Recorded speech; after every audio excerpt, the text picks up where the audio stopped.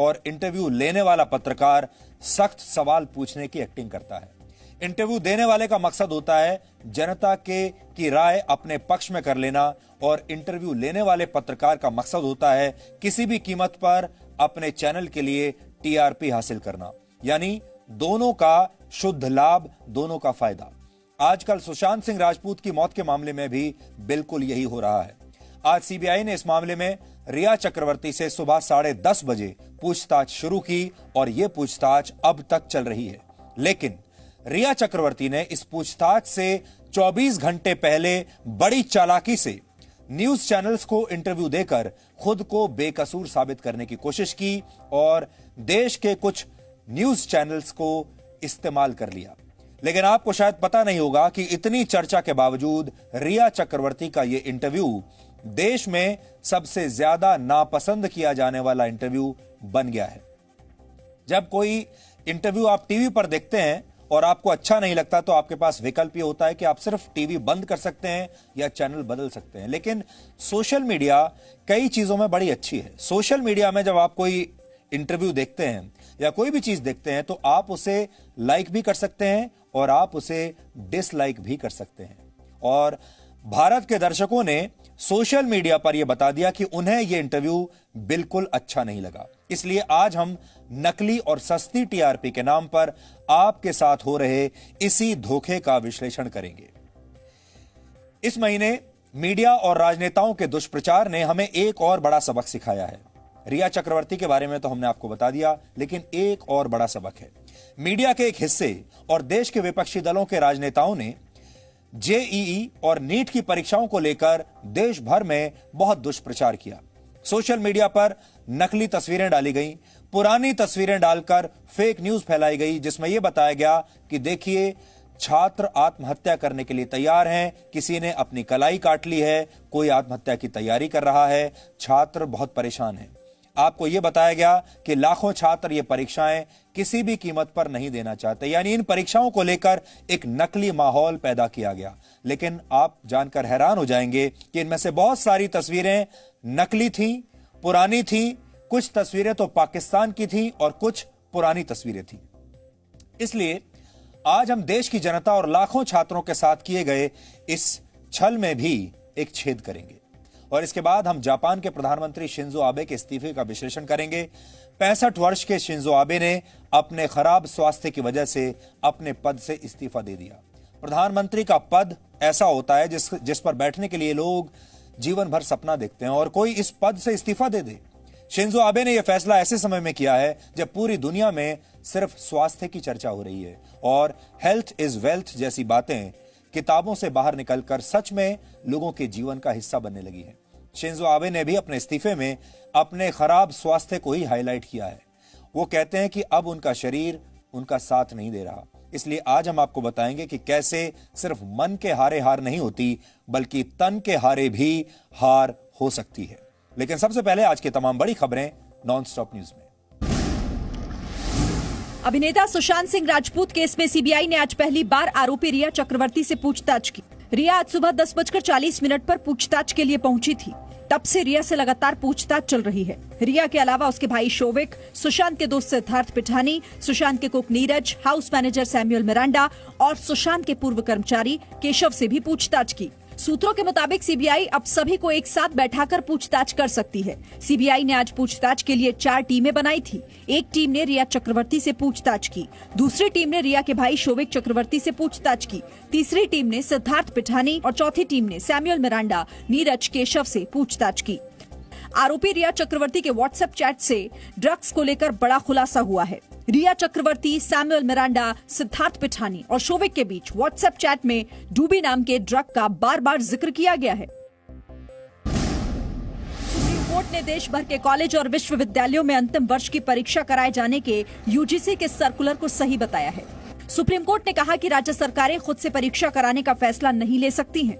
राज्य सरकारें यूजीसी की अनुमति के बिना छात्रों को प्रमोट भी नहीं कर सकती। सुप्रीम कोर्ट ने कहा कि जिन राज्यों को परीक्षा कराने में दिक्कत है वो यूजीसी के पास परीक्षा टालने की अर्जी दे सकते हैं। यूजीसी ने विश्वविद्यालयों और उच्च शिक्षा संस्थानों में स्नातक और पीजी कोर्स के अंतिम वर्ष की परीक्षाएं 30 सितंबर तक कराने का निर्देश दिया था। नीट जेईई की परीक्षाएं टालने की मांग के साथ कांग्रेस पार्टी ने आज देश भर में प्रदर्शन किया। दिल्ली में जनपथ पर कांग्रेस कार्यकर्ताओं ने केंद्र सरकार के खिलाफ नारेबाजी की।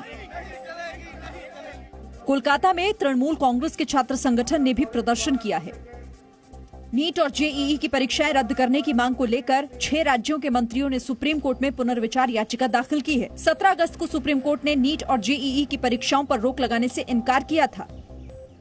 पंजाब, राजस्थान, पश्चिम बंगाल, छत्तीसगढ़, झारखंड और महाराष्ट्र सरकार के कैबिनेट मंत्रियों ने संयुक्त रूप से याचिका दी है।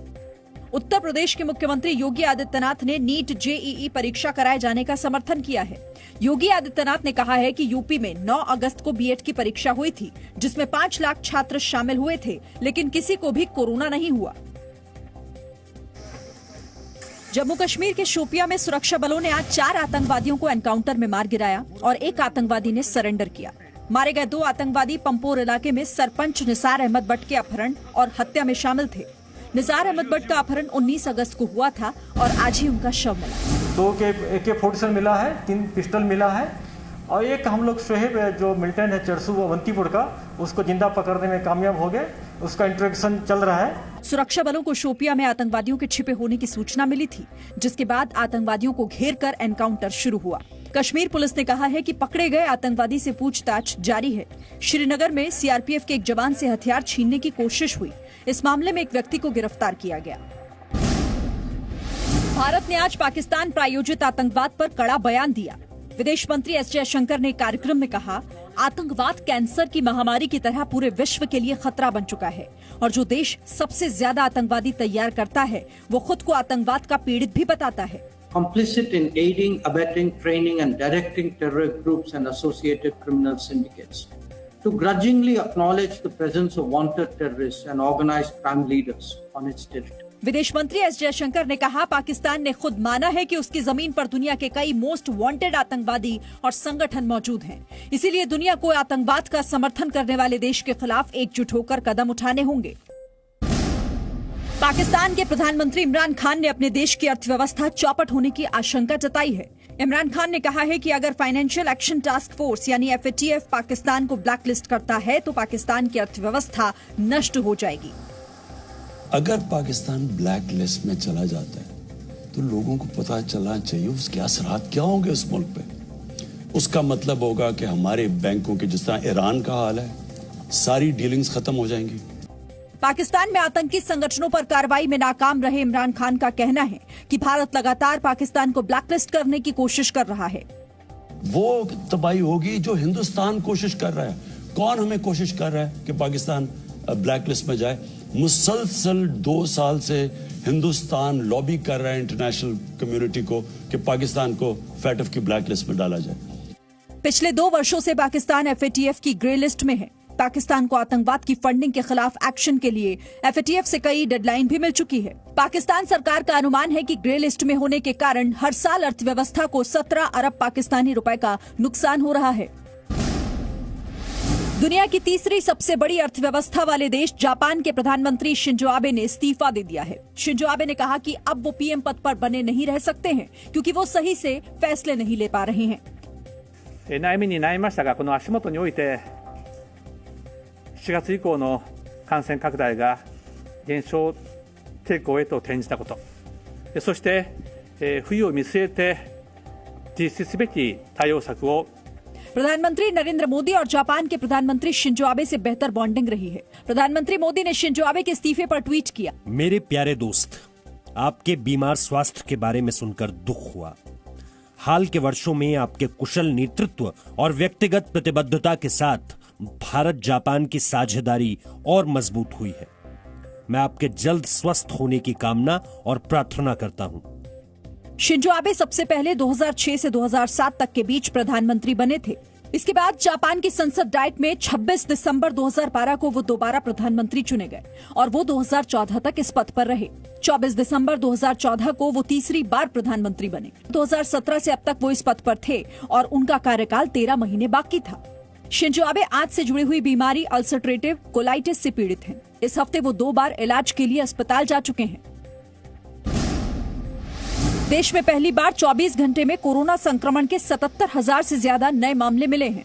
केंद्रीय स्वास्थ्य मंत्रालय के मुताबिक देश में कोरोना संक्रमितों की संख्या 33,87,500 हो गई है, जिनमें से 25,83,948 लोग ठीक हो चुके हैं। पिछले 24 घंटों में संक्रमण के 77,266 नए केस सामने आए और 1,057 लोगों की मौत हुई है और 60,177 लोग संक्रमण से ठीक हुए हैं। देश में कोरोना से ठीक होने वाले मरीजों का रिकवरी रेट 76.27% हो गया है। अब तक 61,529 लोगों की मौत हो चुकी है। देश में पिछले 2 दिनों से हर दिन 9 लाख से ज्यादा कोरोना सैंपल के टेस्ट किए जा रहे हैं। अब तक करीब 4 करोड़ कोरोना सैंपल के टेस्ट किए जा चुके हैं।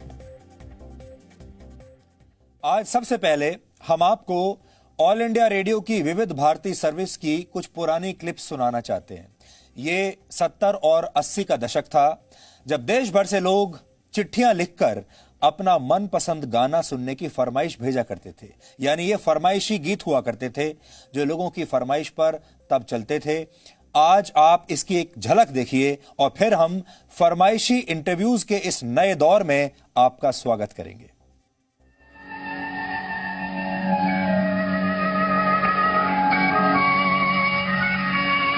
सभी दोस्तों को हमारा प्यार, मोहब्बत और खुलूस भरा सलाम। दोस्तों, आपकी पसंद के फिल्मी नगमे लेकर एक बार फिर हम आपकी खिदमत में हाजिर हैं। सबसे पहले हमें मंजूर भट्ट साहब ने कमेंट लिखा है यहाँ पे और ये लिखते हैं, अस्सलाम वालेकुम अंजुम भाईजान। और ये त्रिगाम संबल से हैं। इन्होंने गज़ल सुननी चाहिए जगजीत सिंह की आवाज़ में। हम आपको सुनवाते हैं आपकी पसंद की ये गज़ल। और आप लिखते हैं कि आपके साथ और भी दोस्त हैं, ये हैं मसूद भट्ट साहब, भट्ट मंजूर, भट्ट मुजफ्फर, शौकत बशीर, नसीर शेख साहब, अदनान आदिल और ज़ुहूर साहब।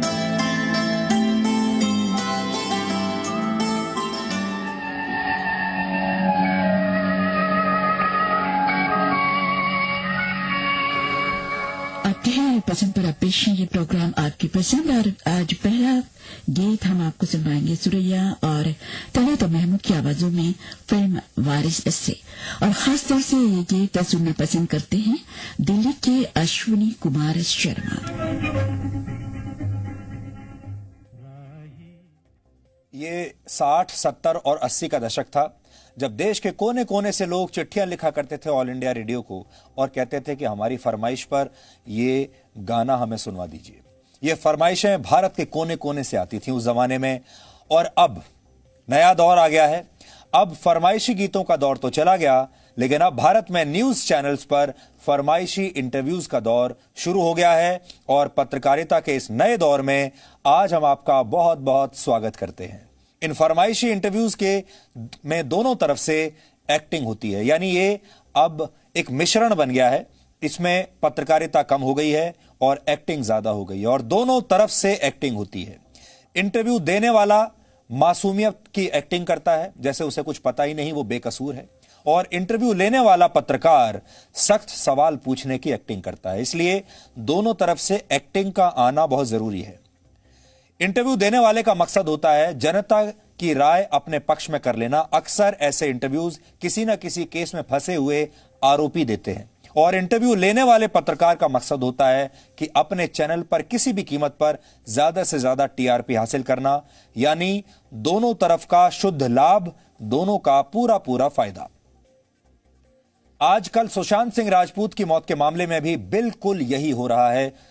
आज सीबीआई ने इस मामले में रिया चक्रवर्ती से सुबह 10:30 बजे पूछताछ शुरू की थी, जो 10 घंटे के बाद अब से थोड़ी देर पहले खत्म हुई है। लेकिन रिया चक्रवर्ती ने इस पूछताछ से 24 घंटे पहले बड़ी चालाकी से एक न्यूज चैनल को इंटरव्यू देकर खुद को बेकसूर साबित करने की पूरी कोशिश की। आपको पहले तो हम यह बता दें कि रिया चक्रवर्ती से 10 घंटे की जो आज की पूछताछ थी वो अभी समाप्त हुई है। सीबीआई ने रिया चक्रवर्ती को गिरफ्तार नहीं किया है और रिया चक्रवर्ती क्योंकि बाहर जा रही हैं, इसका मतलब यह है कि वो गिरफ्तार नहीं की गई हैं। ये एक बड़ी बात है, क्योंकि बहुत सारे लोगों को यह लग रहा था, शायद उन्हें भी लग रहा होगा कि शायद सीबीआई इस पूछताछ के बाद उन्हें अरेस्ट कर लेगी, लेकिन उन्हें अरेस्ट नहीं किया गया है। लेकिन आपको शायद पता नहीं होगा कि इतनी चर्चा के बावजूद रिया चक्रवर्ती ने जो कुछ न्यूज चैनल्स पर आकर कल इंटरव्यूज दिए हैं बड़े बड़े पत्रकारों को, ये इंटरव्यू सोशल मीडिया पर देश में सबसे ज्यादा नापसंद किया जाने वाला इंटरव्यू बन गया है। इसलिए आज हम नकली और सस्ती टीआरपी के नाम पर आपके साथ हो रहे इस धोखे का विश्लेषण कर रहे हैं। अब इंतजार रहेगा अगले हफ्ते आने वाली रेटिंग का, जिसमें आपको यह पता चलेगा कि कल जो इंटरव्यू रिया चक्रवर्ती ने दिया उसकी टीआरपी कैसी आती है। लेकिन सोशल मीडिया कई मामलों में बड़ा ईमानदार माध्यम है, क्योंकि सोशल मीडिया पर आपको तुरंत पता चल जाता है कि देश के लोग या दुनिया के लोग जब इस कंटेंट को देख रहे हैं, जब इस इंटरव्यू को देख रहे हैं, तो वो इसे पसंद कर रहे हैं या नापसंद कर रहे हैं। और कल रिया चक्रवर्ती के इंटरव्यू की जो क्लिप्स डाली गई सोशल मीडिया पर, उसमें पसंद करने वाले लोगों की संख्या कम थी और नापसंद करने वालों की संख्या ज्यादा थी। असल में ऐसे इंटरव्यूज आरोपी की पीआर एजेंसी या आरोपी के वकील द्वारा तय करवाए जाते हैं, वो ही इन्हें फिक्स करते हैं। इन फरमाइशी इंटरव्यूज की पटकथा पहले से लिखी जा चुकी होती है और ऐसे न्यूज चैनल्स को ये इंटरव्यू दिए जाते हैं जहां इंटरव्यू देने वाले व्यक्ति को और उसकी पूरी टीम को यह लगे कि इस चैनल पर जाना हमारे लिए बिल्कुल सेफ रहेगा, यह चैनल हमारे हक की बात करेगा, यह चैनल हमारी तरफदारी करेगा। और वो सारे चैनल्स को स्टडी करते हैं, फिर देखते हैं कि सारे न्यूज चैनल्स में से कौन सा ऐसा न्यूज चैनल है जो उनके तरफ की बात कर रहा है। फिर उसे अप्रोच किया जाता है, उनकी पीआर की टीम या उनके वकील वहां किसी पत्रकार से बात करते हैं और कहते हैं कि हम आपको एक एक्सक्लूसिव इंटरव्यू दिला देते हैं जिसमें टीआरपी की पूरी गारंटी है, लेकिन आप पूछेंगे वही जो हम कहेंगे। यानी पटकथा पहले से तैयार कर ली जाती है और फिर दोनों तरफ से एक्टिंग होती है। रिया चक्रवर्ती ने एक न्यूज चैनल पर कल ऐसा ही एक फरमाइशी इंटरव्यू दिया था, आप सबने शायद देख लिया होगा। इसलिए आज आपको इस इंटरव्यू की टाइमिंग पर भी गौर करना चाहिए। रिया चक्रवर्ती का यह इंटरव्यू कल शाम को ऑन एयर हुआ था और आज सुबह से सीबीआई ने रिया चक्रवर्ती से पूछताछ शुरू कर दी। यानी रिया चक्रवर्ती ने सीबीआई द्वारा होने वाली पूछताछ से कुछ घंटे पहले ही कैसे मीडिया का इस्तेमाल अपने पक्ष में कर लिया।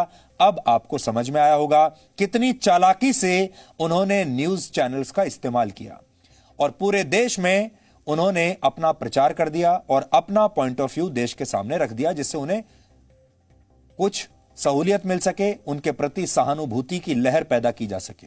यह बिल्कुल साफ है कि इस इंटरव्यू का मकसद पूछताछ करने वाले अधिकारियों पर भी एक नैतिक दबाव बनाना था।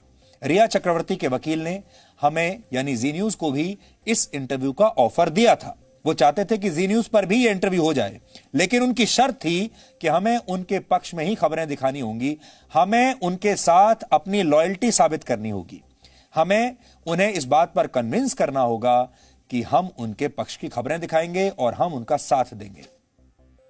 ऐसी कोई भी शर्त पत्रकारिता के आदर्शों के खिलाफ होती है, इसलिए हमने इस इंटरव्यू के ऑफर को ठुकरा दिया। कल भी हमने आपसे ये बात कही थी और आज भी कह रहे हैं, हमने ये इंटरव्यू नहीं किया। खुद को बचाने के लिए मीडिया का इस्तेमाल करने की इस कला को पब्लिक रिलेशन यानी पीआर एक्सरसाइज भी कहा जाता है। कुछ पत्रकार बिना सोचे समझे रिया चक्रवर्ती और उन्हें बचाने वालों के हाथों का खिलौना बन गए और नकली टीआरपी की इस रेस में शामिल हो गए। कल मैंने आपसे कहा था कि मीडिया ने खुद को एक्सपोज कर दिया है। अब सवाल दर्शकों पर है, अब परीक्षा दर्शकों की है। एक परीक्षा थी मीडिया की, जिसमें मीडिया का एक बड़ा हिस्सा परीक्षा में फेल हो गया। अब परीक्षा है दर्शकों की और हमें भी इस बात का इंतजार रहेगा कि जब अगले हफ्ते न्यूज चैनल्स की रेटिंग आएगी तो इस इंटरव्यू को कितनी टीआरपी मिलती है। इस सवाल का जवाब हमें कुछ हद तक मिल भी गया है। सोशल मीडिया पर इस इंटरव्यू को लेकर लोगों की जो प्रतिक्रियाएं अभी तक आई हैं, उसके बारे में आज आपको जानना चाहिए। अभी हम सिर्फ फेसबुक और यूट्यूब के आंकड़ों की ही आपके साथ बात करेंगे। रिया चक्रवर्ती के इस इंटरव्यू को 24 घंटे में 5 लाख से ज्यादा लोग नापसंद यानी डिसलाइक कर चुके हैं। यह आंकड़ा अभी भी लगातार बढ़ रहा है, यानी हर घंटे इस इंटरव्यू को 21,000 लोग नापसंद कर रहे हैं, यानी हर मिनट इसे नापसंद करने वालों की संख्या 350 है। यह स्थिति तब है जब इस इंटरव्यू के कई वीडियोस पर लाइक, डिसलाइक और कमेंट के सेक्शन को बंद कर दिया गया है। यानी अब आप ना तो लाइक कर सकते हैं ना डिसलाइक कर सकते हैं। यानी इसे नापसंद करने वालों की संख्या इससे भी शायद कहीं ज्यादा हो सकती है, लेकिन बाद में इस विकल्प को क्योंकि बंद कर दिया गया, इसलिए लोग अब इसे डिसलाइक नहीं कर पा रहे हैं। आपको याद होगा कुछ दिनों पहले हमने आपको महेश भट्ट के निर्देशन में बनी एक नई फिल्म सड़क 2 के ट्रेलर के बारे में बताया था। इस फिल्म में महेश भट्ट की बेटी पूजा भट्ट और आलिया भट्ट मुख्य किरदार में है और इस ट्रेलर को अब तक 1 करोड़ 20 लाख से ज्यादा लोग डिसलाइक कर चुके हैं। YouTube के इतिहास में यह दूसरा सबसे ज्यादा नापसंद किया जाने वाला वीडियो बन चुका है। सुशांत सिंह राजपूत की मौत के बाद पूरे देश में परिवारवाद के खिलाफ भारी गुस्सा था। आपको याद होगा, हम आपको कल भी बता रहे थे, पहला चरण यह था जब नेपोटिज्म की बात आई और देश के लोग नेपोटिज्म को लेकर, बॉलीवुड में परिवारवाद को लेकर बहुत गुस्से में आ गए और बॉलीवुड में जो बड़े बड़े खानदान हैं उन पर अपना गुस्सा निकालने लगे। दूसरा फेज तब आया जब लोग परिवारवाद को भूलकर रिया चक्रवर्ती के पीछे पड़ गए और लोगों को यह लगने लगा कि यह आत्महत्या नहीं है, यह आत्महत्या परिवारवाद या काम के छिन जाने की वजह से नहीं हुई है, यह हत्या है और इस हत्या में किसी का हाथ है या फिर इस आत्महत्या में आपसी रिश्तों का भी हाथ हो सकता है और इसलिए शक की सुई गई रिया चक्रवर्ती पर और रिया चक्रवर्ती आज इस केस में आरोपी हैं। और अब तीसरी जो थ्योरी चलने लगी है पिछले 2 दिन से, अब वो है ड्रग्स की थ्योरी। यह आपकी संख्या की ताकत है और हमें लगता है कि आपकी यही ताकत रिया चक्रवर्ती के इस इंटरव्यू को भी सबसे ज्यादा नापसंद किए जाने वाले वीडियोस में शामिल कराकर ही रहेगी।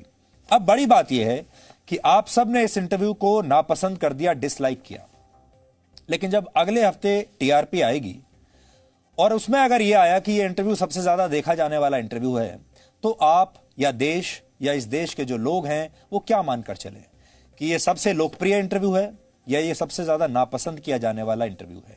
और क्या सबसे ज्यादा देखे जाने वाली चीज को आप यह भी कह सकते हैं कि यह सबसे ज्यादा लोकप्रिय है। क्या टीआरपी जो आती है किसी भी चैनल की, वो जनता की भावनाओं का सही प्रतिनिधित्व होता है या टीआरपी भी नकली होती है। यह एक बहुत बड़ी परीक्षा है और बहुत बड़ी चुनौती है इस समय देश के लिए। न्यूज चैनल्स के लिए भी ये बहुत बड़ी चुनौती है और देश के लोगों के लिए यानी आपके लिए भी बहुत बड़ी चुनौती है और इसमें भी अब बहुत बड़े बदलाव का समय आ गया है।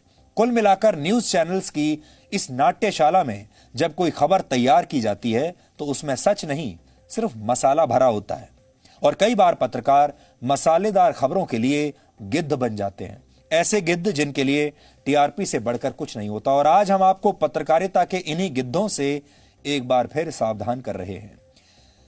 न्यूज की इस नाट्यशाला की सबसे बड़ी खासियत यह है कि यहां जो चैनल किसी आरोपी का इंटरव्यू हासिल कर लेता है वो खुशी के मारे स्टेज पर नृत्य करने लगता है और जो ऐसा नहीं कर पाता वो पूरे स्टेज को ही आग लगाने की कोशिश करता है। यह स्थिति तब है जब आज ही प्रेस काउंसिल ऑफ इंडिया ने कहा है कि सुशांत की मौत का मीडिया ट्रायल नहीं होना चाहिए और मीडिया को इस मामले में एक पैरेलल यानी समानांतर अदालत चलाने से बचना चाहिए।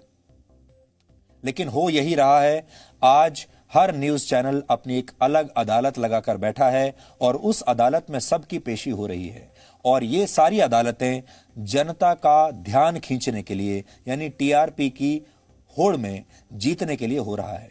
टीआरपी की होड़ में कुछ चैनल लोगों का पीछा करते हैं, कुछ न्यूज चैनल स्टूडियो में तमाशा करते हैं और कुछ चैनल तो लोगों का हैरेसमेंट यानी उत्पीड़न तक करने लगते हैं और लोगों का रास्ता रोककर खड़े हो जाते हैं और कहते हैं कि जब तक हमारे सवालों का जवाब नहीं दोगे तब तक आपको जाने नहीं देंगे यहां से। कोई आरोपियों की गाड़ियों के पीछे दौड़ रहा है तो कोई सुशांत की डेड बॉडी दिखाकर, स्क्रीन पर डेड बॉडी दिखाकर टीआरपी लूटना चाहता है। यह सब कुछ इस देश में हो रहा है लोकतंत्र के नाम पर, फ्रीडम ऑफ एक्सप्रेशन के नाम पर, मीडिया की आजादी के नाम पर। आज अगर आप चाहें तो सारे चैनल खोलकर देख लीजिए, आपको ये सब चीजें देखने को मिल जाएंगी। यह हाल तब है जब भारत में न्यूज चैनल्स को यह निर्देश दिए गए हैं कि वो किसी भी स्थिति में किसी की डेड बॉडी दिखा नहीं सकते। लेकिन भारत का मीडिया नकली और सस्ती टीआरपी के लालच में अब सारे नियम कायदों की धज्जियां उड़ा चुका है। ब्रॉडकास्ट जर्नलिज्म के नियमों का पालन कराने वाली संस्था न्यूज ब्रॉडकास्टिंग स्टैंडर्ड्स अथॉरिटी भी कई बार यह निर्देश दे चुकी है कि न्यूज चैनल्स पर किसी की डेड बॉडी ना दिखाई जाए। लेकिन पत्रकारिता के गिद्ध डेड बॉडीज को भी टीआरपी का जरिया बना लेते हैं और अब आपको टीवी पर सुशांत सिंह राजपूत की डेड बॉडी की तस्वीरें भी देखने को मिल रही हैं। हैरानी की बात यह है, अब आप तुलना करके देखिए, अमेरिका में 9/11 का जो हमला हुआ था न्यूयॉर्क में, 9/11 के हमले में 3000 लोग मारे गए थे। लेकिन वहां के मीडिया ने इनमें से किसी भी पीड़ित के शव को या किसी भी डेड बॉडी को एक बार एक सेकंड के लिए भी नहीं दिखाया। आप सोचिए, आप याद करके देख लीजिए, 9/11 का जो हमला हुआ है उसमें आप याद करिए, आपने कभी भी किसी के शव को देखा हो या किसी डेड बॉडी को देखा हो? नहीं दिखाया गया। लेकिन भारत में ऐसा नहीं होता। अभी आप न्यूज चैनल बदल कर देखिए, आपको 2-4 न्यूज चैनल ऐसे मिल ही जाएंगे जहां अब भी सुशांत सिंह राजपूत की डेड बॉडी की तस्वीरें मिल रही होंगी, या फिर इस केस के किसी गवाह का रास्ता रोककर कोई उससे जबरदस्ती इंटरोगेशन कर रहा होगा, या कोई किसी के घर में जबरदस्ती घुसने की कोशिश कर रहा होगा। जैसा कि हमने आपको आज बताया, आज सुशांत सिंह राजपूत की मौत के मामले में सीबीआई ने रिया चक्रवर्ती से पूछताछ की है। इस दौरान उनसे कई सवाल पूछे गए। यह पूछताछ सुबह 10:40 पर शुरू हुई और ये 10 घंटे से भी ज्यादा समय तक चली। लेकिन बड़ी बात आज की यह है कि सीबीआई ने फिलहाल रिया चक्रवर्ती को गिरफ्तार नहीं किया है। सीबीआई ने रिया से जो सवाल पूछे, उनमें से कुछ सवालों के बारे में हम आपको बताना चाहते हैं। कुछ सवालों के बारे में हमें जानकारी मिल गई है। रिया चक्रवर्ती से पूछा गया कि सुशांत सिंह राजपूत से आप पहली बार कब और कैसे मिली। दूसरा सवाल था, सुशांत और आप एक दूसरे के ज्यादा करीब कब से आए। रिया से सीबीआई ने यह भी पूछा कि यूरोप के ट्रिप पर आप अपने भाई शौविक को साथ क्यों लेकर गई थी। यह भी पूछा गया कि विदेश में होटल में क्या हुआ था और होटल को छोड़ क्यों दिया था। रिया कहती रही हैं कि यूरोप में सुशांत एक स्पेनिश कलाकार की पेंटिंग देखकर डर गए थे। सीबीआई ने उस घटना का पूरा ब्यौरा रिया से आज पूछा है। यह भी पूछा कि सुशांत सिंह राजपूत कब बीमार हुए और उसके बाद किन किन डॉक्टरों ने उनका इलाज किया। रिया चक्रवर्ती से पूछा गया कि आपको यह कैसे पता चला कि सुशांत डिप्रेशन में है और उन्हें कौन कौन सी दवाएं दी जाती थी। 8 जून को ऐसा क्या हुआ कि रिया चक्रवर्ती ने सुशांत सिंह राजपूत का घर छोड़ दिया।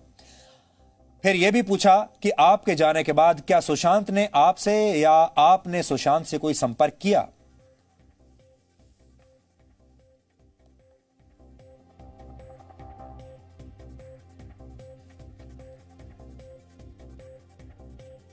आपके लिए एक नया अपडेट यह है कि रिया चक्रवर्ती सीबीआई की पूछताछ के बाद सांता क्रूज पुलिस स्टेशन गई हैं और इस समय वहां पर हैं। पुलिस स्टेशन में वो हैं। अब यह देखने वाली बात है कि वो पुलिस स्टेशन क्यों गई हैं। क्या उन्हें अरेस्ट किया जाएगा, गिरफ्तार किया जाएगा? थोड़ी देर में यह बात स्पष्ट हो जाएगी। इसमें ज्यादा अटकलें फिलहाल लगाने का कोई फायदा नहीं है। वो सांता क्रूज पुलिस स्टेशन में इस समय है और यह बात कुछ चौंकाने वाली है कि सीबीआई से पूछताछ के बाद वो सांता क्रूज पुलिस स्टेशन क्या करने गई है। जी न्यूज को आज सुशांत सिंह राजपूत के एक बैंक अकाउंट की डिटेल्स भी मिली हैं, जिनसे यह पता चलता है कि रिया और उनका परिवार सुशांत के पैसों से अपने बहुत सारे शौक पूरा कर रहा था। मेरे हाथ में वो बैंक स्टेटमेंट है। सुशांत का यह अकाउंट कोटक महिंद्रा बैंक में था, जिसका अकाउंट नंबर इस समय आपकी स्क्रीन पर है। और सुशांत के इसी बैंक अकाउंट से 48 लाख रुपए क्वान टैलेंट नाम की एक कंपनी के बैंक अकाउंट में ट्रांसफर किए गए थे। 48 लाख रुपए ट्रांसफर हुए हैं एक दूसरी कंपनी के नाम। इसके बाद इस कंपनी ने 12 मार्च 2019 से लेकर जुलाई 2020 तक कुल मिलाकर 26,31,000 रुपए रिया चक्रवर्ती के बैंक अकाउंट्स में ट्रांसफर किए हैं। ये सारे ट्रांजैक्शंस 15 महीनों के दौरान हुए हैं। पैसा ट्रांसफर करने के लिए एचडीएफसी बैंक के एक और अकाउंट का इस्तेमाल हुआ, जिसकी जानकारी भी इस समय आपकी स्क्रीन पर है। उस अकाउंट की डिटेल्स भी आपकी स्क्रीन पर है। कोटक महिंद्रा बैंक में सुशांत सिंह राजपूत के अकाउंट से पूजा पाठ के नाम पर 4,20,000 रुपए खर्च किए गए हैं। अब बड़ा सवाल यह है, सुशांत ऐसी कौन सी पूजा करवा रहे थे जिसके लिए 4,20,000 रुपए खर्च हुए, और यह पूजा कौन करवा रहा था? यह पूरी खरीदारी जो पूजा के लिए हुई पिछले साल 3 जुलाई से 21 अगस्त के बीच हुई। सुशांत के कोटक महिंद्रा बैंक वाले अकाउंट से ही पिछले साल सितंबर में थॉमस कुक कंपनी को यूरोप टूर के लिए करीब 59 लाख रुपए दिए गए। यानी जो यूरोप घूमने गए थे सुशांत और रिया, उसके लिए 59 लाख रुपए की पेमेंट हुई है। इस ट्रिप पर रिया के भाई शौविक का सारा खर्चा भी सुशांत ने ही उठाया था। कहा जा रहा है कि यूरोप की इस यात्रा से लौटने के बाद ही सुशांत का व्यवहार बदलने लगा था। पिछले साल 2 मई से 26 नवंबर के बीच सुशांत सिंह राजपूत और रिया चक्रवर्ती मुंबई के एक रिजॉर्ट में भी जाकर रुके थे और इस रिजॉर्ट में 34,71,000 रुपए की पेमेंट भी सुशांत के ही अकाउंट से की गई। ऐसा लगता है कि रिया और उनका परिवार अपने छोटे मोटे खर्चों के लिए भी सुशांत सिंह राजपूत के बैंक अकाउंट का ही इस्तेमाल करता था और उनके परिवार के ये खर्चे भी सुशांत के अकाउंट से ही जाते थे। रिया ने सुशांत के बैंक अकाउंट से कभी 7,000 रुपए के जूते खरीदे हैं तो कभी 12,000 रुपए का होटल का बिल चुकाया है। इसी अकाउंट से जुलाई 2019 में 94,000 रुपए का एक मेडिकल बिल भी चुकाया गया है। रिया के भाई शौविक की 4,000 रुपए की ट्यूशन फी इसी बैंक अकाउंट से चुकाई गई। शौविक के होटल का 4,72,000 रुपए का खर्च भी सुशांत नहीं उठाया। सुशांत सिंह राजपूत की मौत के केस की जांच एक से ज्यादा एजेंसियां इस समय कर रही हैं और सीबीआई ये पता कर रही है कि उनकी मौत का जिम्मेदार कौन है। लेकिन हमारे पास जो ये सब आया है, जो एंट्री इसमें है, वो हम आपको पढ़कर बता चुके हैं। और इसमें देखिए, पूजा सामग्री के नाम पर काफी पैसा निकाला गया है। जैसा मैंने आपको बताया, 4,20,000 रुपए। अलग अलग पेमेंट जो की गई हैं, थॉमस कुक को पेमेंट की गई है 59 लाख रुपए की। फिर एक टैलेंट मैनेजमेंट एजेंसी है, उसे 48,56,000 रुपए की पेमेंट की गई है। और फिर इसमें एक बड़ा सा बिल है जो वाटर स्टोन्स रिजॉर्ट के नाम पर है, क्योंकि सुशांत और रिया इस रिजॉर्ट में ठहरे थे, इसलिए इसके बारे में भी सारा इसमें लिखा हुआ है। डेट इसमें दी है 2/5/2019 से लेकर 26/11/2019 तक, 5वें महीने से, यानी मई से लेकर नवंबर तक ये दोनों इस रिजॉर्ट में रहे हैं। और टोटल पेमेंट इसमें है 34,71,000 रुपए के आसपास की। फिर रिया और उसके परिवार ने क्या क्या खर्चा किया है इनके अकाउंट से, उसकी भी पूरी जानकारी है। और सारे खर्चे को अगर हम मिला लें तो मई के महीने से लेकर और इस साल फरवरी के महीने तक, पिछले साल मई के महीने से इस साल फरवरी के महीने तक कुल मिलाकर रिया के परिवार पर 16,89,000 रुपए का खर्चा सुशांत ने किया है, जिसमें छोटे मोटे खर्चे हैं, कोई बड़ा खर्चा नहीं है। लेकिन कुल मिलाकर ये जो अमाउंट आ जाती है ये 16,89,000 रुपए, यानी करीब 17 लाख की अमाउंट हो जाती है।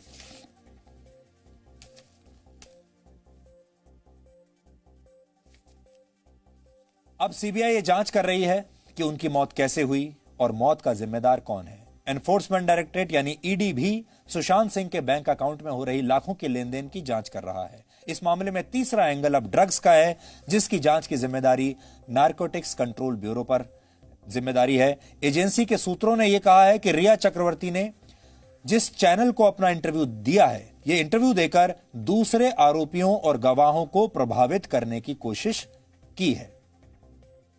इसलिए आज आप सबके लिए बड़ी बात यह है कि जब आप कोई न्यूज चैनल देखने के लिए आते हैं तो अब आप उस न्यूज चैनल को देखने के लिए जब उसके बटन से उसे ऑन करते हैं चैनल को, आप किस उम्मीद के साथ आते हैं और आप न्यूज चैनल पर क्या देखना चाहते हैं। आप अब न्यूज चैनल पर मनोरंजन देखने के लिए आते हैं, मसालेदार खबरें देखने के लिए आते हैं, रियलिटी टीवी देखने के लिए आते हैं, ऐसे डिबेट शोज देखने के लिए आते हैं जिसमें लोग एक दूसरे के साथ गाली गलौज कर रहे हों, लोग एक दूसरे के साथ मार पिटाई कर रहे हों, स्टूडियो एक अखाड़े की तरह आपको नजर आ रहा हो, जब इस तरह के आरोप प्रत्यारोप चल रहे हों, लोग एक दूसरे के ऊपर चीख रहे हों। और अभी तो आपने हाल ही में देख लिया कि एक डिबेट में एक नेता को तो हार्ट अटैक भी आ गया और उसकी मृत्यु हो गई।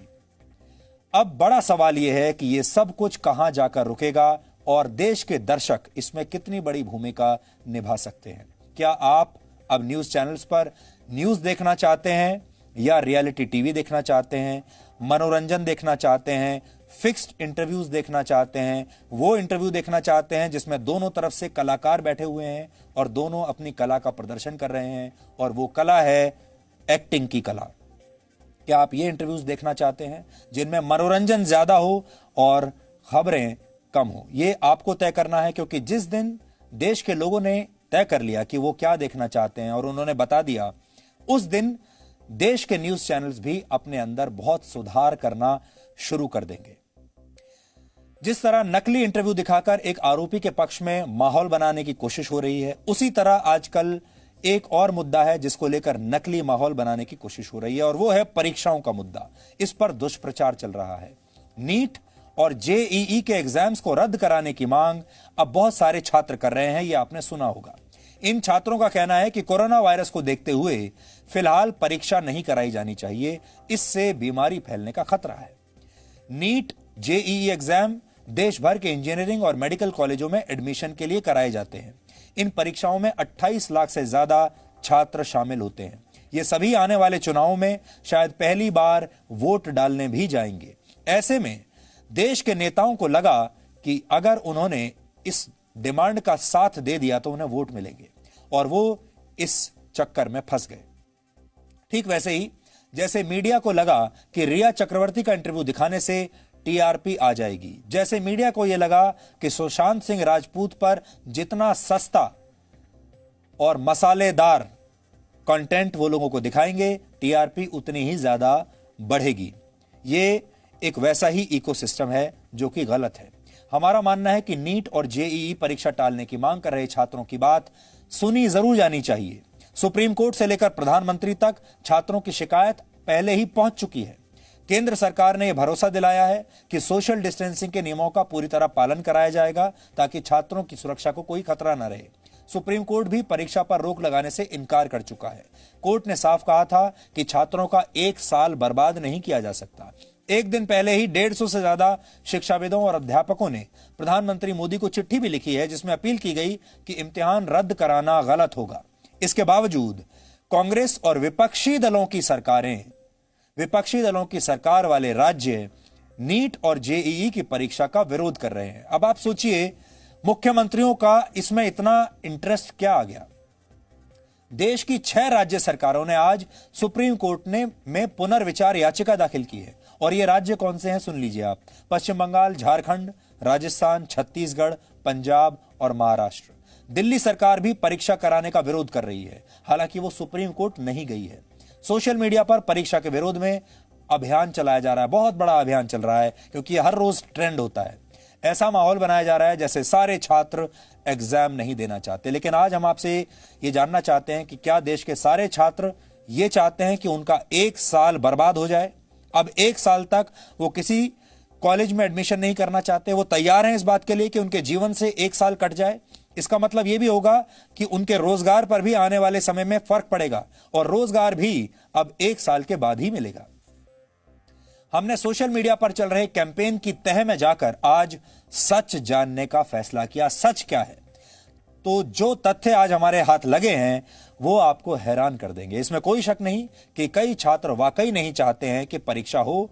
कई छात्रों की वाकई जो समस्या है वो सही हो सकती है, लेकिन बड़ी संख्या में छात्र ऐसे भी हैं जो सारे हंगामे से दूर अपनी पढ़ाई में जुटे हैं, जो चाहते हैं कि उनका 1 वर्ष बर्बाद ना हो।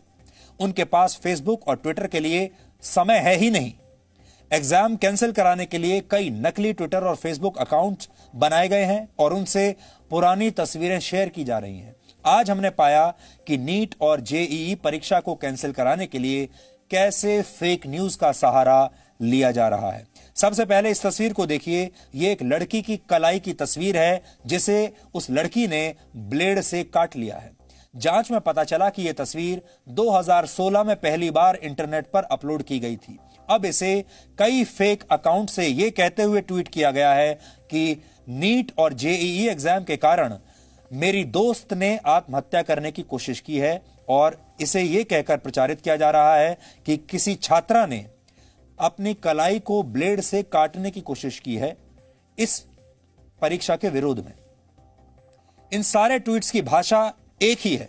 ऐसा लगता है जैसे किसी एक ने ही इस भाषा को लिखा है। इनमें एक शब्द का भी कोई हेरफेर नहीं है। इसका मतलब यह है कि किसी ने इस ट्वीट को लिखा, इस भाषा को लिखा और सबको सर्कुलेट कर दिया और सबको कहा कि इसे ट्वीट कर दीजिए या फेसबुक पर शेयर कर दीजिए। एक लड़की का यह ट्वीट सोशल मीडिया पर खूब शेयर किया जा रहा है। इसमें वो बता रही है कि मेरे पिता कोविड पॉजिटिव हैं। 3 सितंबर को मेरा जेईई का एग्जाम है। लड़की ने अपने पिता की मेडिकल रिपोर्ट भी शेयर की है सोशल मीडिया पर। फोटो पर जूम करके अगर आप देखेंगे तो पता चलेगा कि यह लाहौर के एक अस्पताल की रिपोर्ट है, जिसे यह कहा जा रहा है कि भारत के किसी छात्रा की पिता की रिपोर्ट है और वो पिता कोविड पॉजिटिव है, लेकिन यह लाहौर की तस्वीर है। अब नीट के विरोध में छात्र छात्राओं के माता पिता का प्रदर्शन बताकर शेयर की जा रही इस तस्वीर को देखिए। इसमें कई लोग हाथों में तख्तियां लेकर खड़े हैं। जब जांच की तो पता चला यह प्रदर्शन वर्ष 2018 का है, यानी 2 साल पुराना, और अभी आजकल ऐसा कोई प्रदर्शन हुआ ही नहीं है। इसी तरह अब बाढ़ की यह तस्वीरें देखिए। सोशल मीडिया पर ऐसी ढेरों तस्वीरें शेयर की जा रही हैं। कहा जा रहा है कि बाढ़ से पूरा इलाका डूबा हुआ है, ऐसे में छात्र परीक्षा देने कैसे जाएंगे। इन तस्वीरों की जांच करने पर पता चला कि ये ज्यादातर तस्वीरें पुरानी हैं। इन्हें शेयर करने वाले फेसबुक और ट्विटर अकाउंट्स भी फेक अकाउंट्स हैं।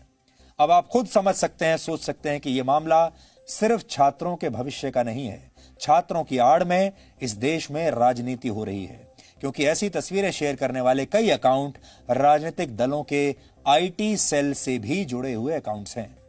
सुशांत सिंह राजपूत का मामला हो या छात्रों के इम्तिहान का, 1 महीने के अंदर हमने ये देखा कि कैसे किसी मुद्दे को लेकर नकली माहौल तैयार करने की कोशिश होती है। दर्शक के तौर पर घर बैठे बैठे आपको भी कैसे ये लगने लगता है कि वाकई में यही हो रहा है, लेकिन सच कुछ और होता है। बचपन से ही हमारे संस्कारों में ये बात डाल दी जाती है, हमें बताया जाता है झूठ बोलना पाप है। आप ये सुनते हुए बड़े हुए हैं। झूठ बोलने वालों को कोई पसंद नहीं करता, लेकिन अब हमारे सामने झूठ का एक नया और हाईटेक अवतार प्रस्तुत किया जा रहा है। इसे आज बिल्कुल नए तरीके से आपके सामने पेश किया जा रहा है। यह झूठ का हाईटेक अवतार है। नए जमाने के झूठ बोलने वाले अब मीडिया और सोशल मीडिया का इस्तेमाल अच्छी तरह से सीख चुके हैं। ऐसा करने वाले राजनेता भी हैं और अभिनेता भी हैं, कई बार पत्रकार भी होते हैं।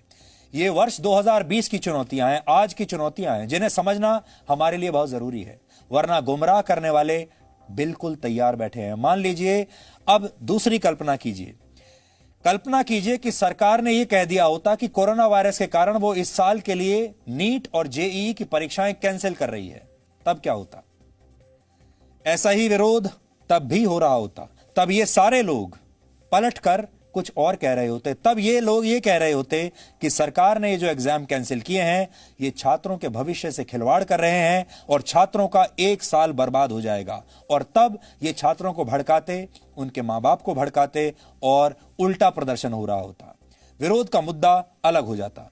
कलाई काटने की यही तस्वीर जो अभी आपने देखी, कलाई काटने की यही तस्वीर तब यह कहकर शेयर की जा रही होती कि एग्जाम कैंसिल होने से दुखी होकर किसी छात्रा ने आत्महत्या करने की कोशिश की है। इस सच से इनकार नहीं किया जा सकता कि लाखों छात्रों ने परीक्षा की तैयारी की है। उनका पूरा साल बर्बाद नहीं किया जा सकता। अगर इस साल एडमिशन नहीं हुए तो अगले साल सीटें तो इतनी ही रहेंगी, लेकिन परीक्षा देने वाले छात्रों की संख्या दुगनी हो चुकी होगी।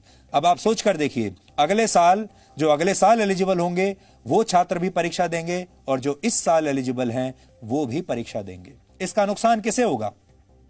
इसका नुकसान छात्रों को ही होगा। हमारे देश के जो नेता हैं, उन्होंने एक कैलकुलेशन लगाई। उन्होंने सोचा कि 26 लाख छात्र हैं, मतलब 26 लाख परिवार, और 26 लाख परिवार का मतलब है कि कुछ करोड़ लोग। अगर एक परिवार में 4, 5, 6 लोगों को मान लिया जाए और अगर हमने इनकी हां में हां मिला दी और ये नकली माहौल तैयार कर लिया तो 1 करोड़ वोट घर बैठे उनको मिल जाएंगे और सरकार को घेरने का जो मौका मिल रहा है ये अलग, और ये एक दुष्चक्र बन गया। इसलिए आज हम आपको इसके बारे में सावधान करना चाहते हैं। कहते हैं मन के हारे हार है, लेकिन क्या तन के बारे में भी ऐसी ही हार हो सकती है? क्या तन से भी हार सकते हैं या सिर्फ मन से ही हारते हैं? जापान के प्रधानमंत्री शिंजो आबे के साथ आज कुछ ऐसा ही हुआ है। वो अपने मन से तो नहीं हारे, लेकिन तन से हार गए। इसलिए आज हम कोरोना वायरस के इस दौर में तन से होने वाली हार का विश्लेषण करेंगे। जापान के प्रधानमंत्री शिंजो आबे 65 वर्ष के हैं और 65 वर्ष की उम्र में उन्होंने अपने पद से इस्तीफा दे दिया है। उन्होंने ये फैसला खराब स्वास्थ्य की वजह से किया है। शिंजो आबे को पेट में अल्सर है।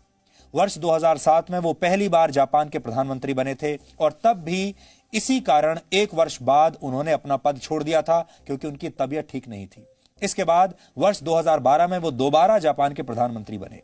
शिंजो आबे जापान में सबसे लंबे समय तक प्रधानमंत्री रह चुके हैं। जब वो दूसरी बार प्रधानमंत्री बने थे तो उससे पहले 6 वर्षों में जापान में 6 प्रधानमंत्री बदले जा चुके थे, लेकिन उनकी इस पुरानी बीमारी ने उन्हें एक बार फिर से अपना पद छोड़ने पर मजबूर कर दिया। सोचिए बीमारी भी कैसी रही होगी कि उसने प्रधानमंत्री का पद छोड़ने पर मजबूर कर दिया।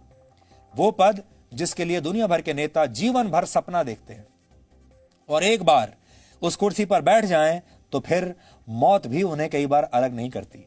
शिंजो आबे का कहना है कि वो इस बीमारी के इलाज के दौरान प्रधानमंत्री के तौर पर अपनी जिम्मेदारियों को ठीक से नहीं निभा पाएंगे, इसलिए वो इस्तीफा दे रहे हैं। ईमानदारी देखिए।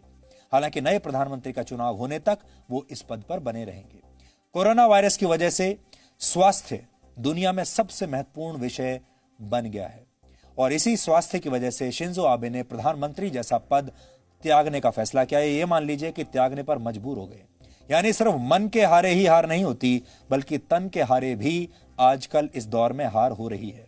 शिंजो आबे अभी 65 वर्ष के हैं। भारत के राजनेताओं की उम्र के हिसाब से देखा जाए तो वो बहुत युवा माने जाएंगे। उन्हें बहुत कम उम्र में राजनीति से ब्रेक ले लिया है। भारत एक युवा देश है। हमारे यहाँ 65% आबादी की उम्र 35 वर्ष से कम है, लेकिन हमारे नेता इतने युवा नहीं है। भारत की संसद में करीब 65% नेताओं की उम्र 50 से 75 वर्ष के बीच है। जिस उम्र में दुनिया के शिंजो आबे जैसे नेता रिटायर हो जाते हैं, उस उम्र में भारत के कई नेता पहली बार चुनाव जीतकर संसद पहुंचते हैं। हमारे देश में 50 साल के जो नेता हैं वो अपने आप को युवा नेता कहते हैं। हमारे देश के कई नेता हमेशा के लिए कुर्सी से चिपक कर रहना चाहते हैं और इसके लिए मशहूर रहे हैं।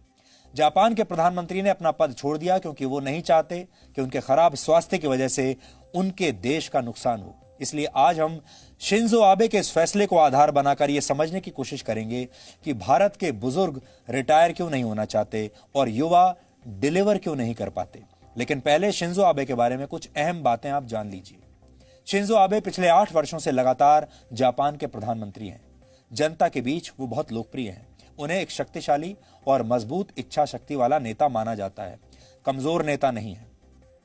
जापान की अर्थव्यवस्था को मजबूती प्रदान करने का श्रेय उन्हें ही दिया जाता है। शिंजो आबे ने 2012 में सत्ता में आने के बाद अर्थव्यवस्था में जो सुधार शुरू किए उन्हें आबेनॉमिक्स के नाम से जाना जाता है। ठीक वैसे ही जैसे प्रधानमंत्री नरेंद्र मोदी ने भारत की अर्थव्यवस्था में सुधार किए तो उसे मोदीनॉमिक्स कहा जाने लगा था।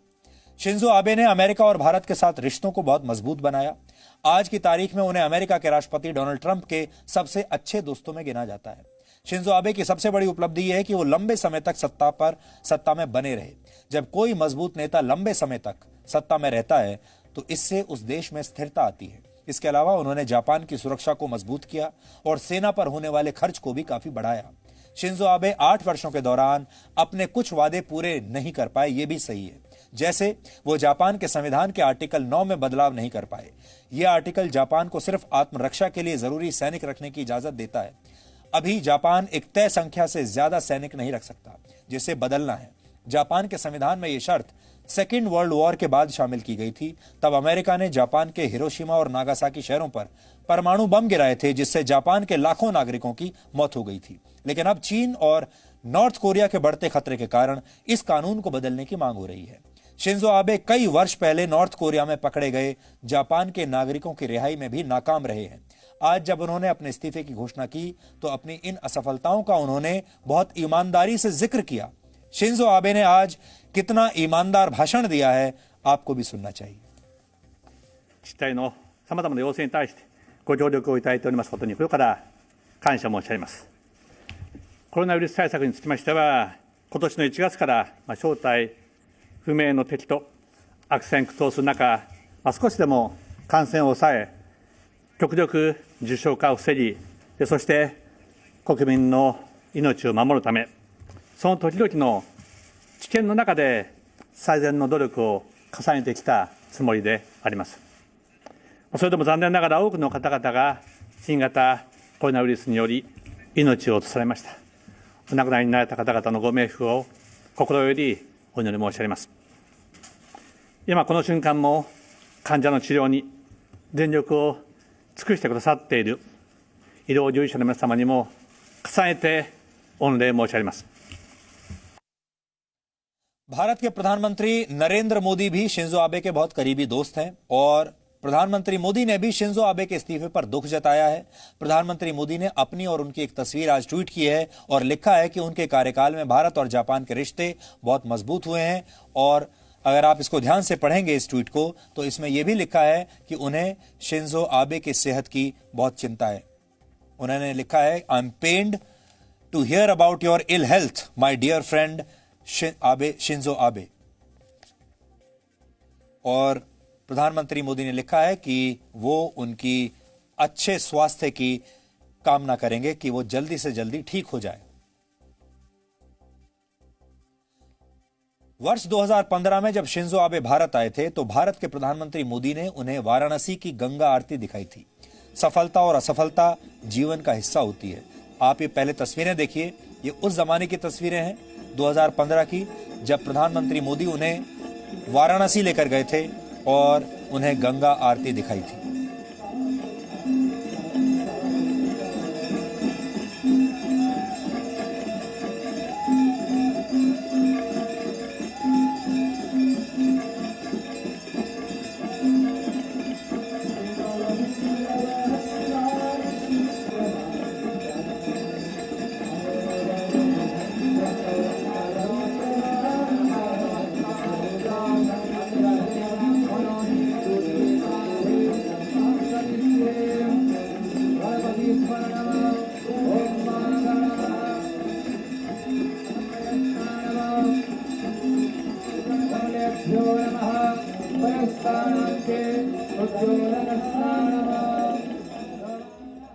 सफलता और असफलता जीवन का हिस्सा होती है, लेकिन समय रहते ये समझ जाना चाहिए कि आपको कहां रुकना है। लेकिन भारत में लोग रिटायरमेंट शब्द से ही बहुत डरते हैं।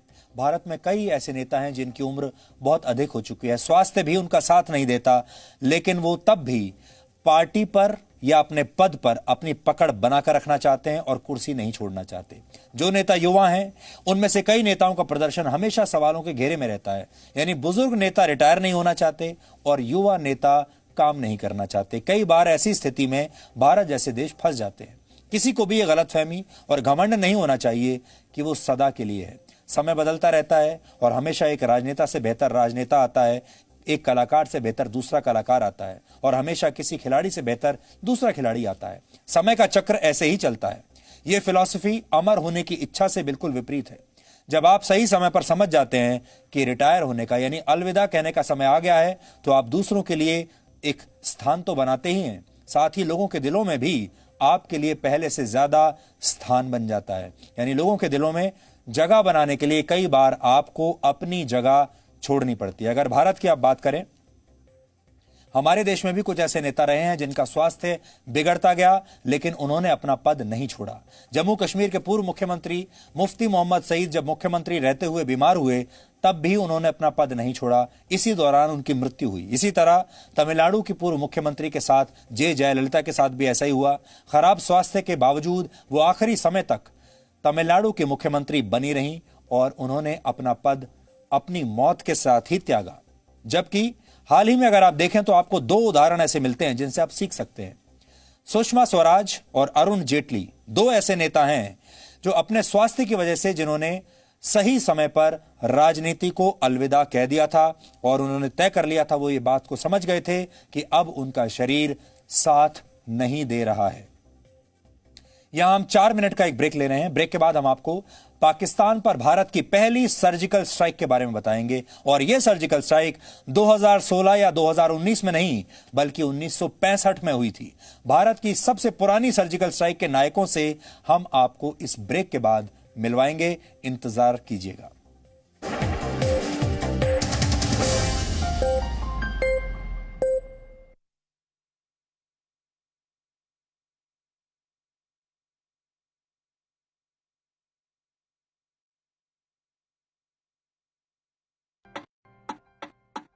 समय की धड़कन नहीं बदलती,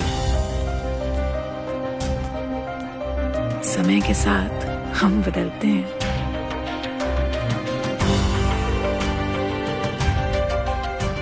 क्योंकि जब अपने संस्कारों के लिए सम्मान हो तो दुनिया झुकती है। जी न्यूज़, परंपरा संस्कारों की। सत्ता के लालच में जब नेता सच पर सवाल उठाने लगे, काले को सफेद बताकर हकीकत देश से छिपाने लगे, तब जरूरी है सच के साथ हर खबर को देश हित में देश के सामने रखना। देश हित सिर्फ जी न्यूज पर। हर रोज नई सुबह की नई शुरुआत, देश दुनिया की ताजा तरीन खबरों के साथ, राजनीति की सरगर्मियां, बिजनेस वर्ल्ड की कामयाबियां, खेल की दुनिया की जीत हार, ताजा खबरों का पूरा संसार। मॉर्निंग जी रोज सुबह 8 बजे सिर्फ जी न्यूज पर। ये मेरा देश है, ये मेरे लोग हैं, ये हमारी लड़ाई है, ये हमारी जिम्मेदारी है। इसे ऐसे कैसे छोड़ दूं? क्योंकि जब आप मुस्कुराते हैं तो मैं मुस्कुराता हूं। जब आपका दिन अच्छा गुजरता है तो मैं भी सुकून से सोता हूं। नमस्कार, मैं हूं सुधीर चौधरी और डीएनए में आपका स्वागत है। ये मेरा देश है, ये मेरे लोग हैं। सपने एक स्पर्श से जगते हैं। कहते हैं ना, पहला कदम ही सफलता की सीढ़ी बनता है। Yes, I know. How can I forget that? अरे दिव्या, कितना टाइम लगेगा यार? मम्मा, मेरा होमवर्क। अरे बहू, पूजा की थाली। परिवार की आशाएं बेड़ियां बनेंगी या पंख, चुनना आपको है। समय की धड़कन नहीं बदलती, समय के साथ हम बदलते हैं।